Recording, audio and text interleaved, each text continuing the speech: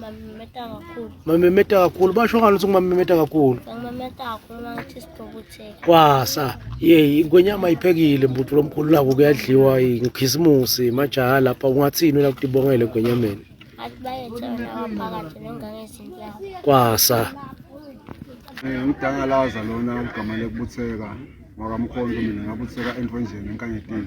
Kwasa. Aho nyalo ngilangqwalela kangwane ngithanda amasiko ke nangale kwesibutho ke Imbala. nje amasiko fangiphule nje singwenyama awu namhla simbela siyadla kuhlobile kude lokungekho la lebasemakhaya badla amagusha embosini siyadla amadrinki saladi kube bayabona nje ukuthi inkosi iphekile mfana ngwenyama njengoba ubona la ukuthi saladi lengekho la Kwasa.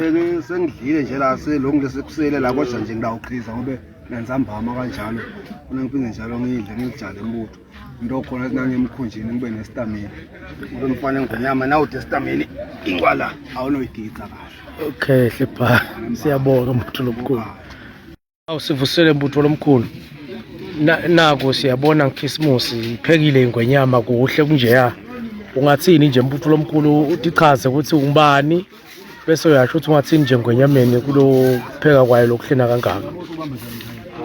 Yakithi bamutsheke emphundweni. Hleke empundweni. Ungakhulu engonyameni ngesuku lokuhlena kangaka kuChristmas. Inkosi iphekile nje nakudla nako. Siyabona emaswati sekazi nje yakho kuphela singakhulu engonyameni siphakamisa liphuma kakhulu. Sikutali bayethe. Mbutho lomkhulu wena ngabe ungubani wena mbutho lomkhulu? Ngiyamuva. Basho ngathi ngiyamuva mbutho lomkhulu. Lebehamba lapho ukuthi ngagegile. Nembala mbutho lomkhulu njengoba ukuthi ingwenyama nako isiphekele ngekhisimusi. Ungathini wena mbutho lomkhulu? Hawu ngibonga kakhulu engonyameni wasebona emajaha sadlula suthi. Nembala.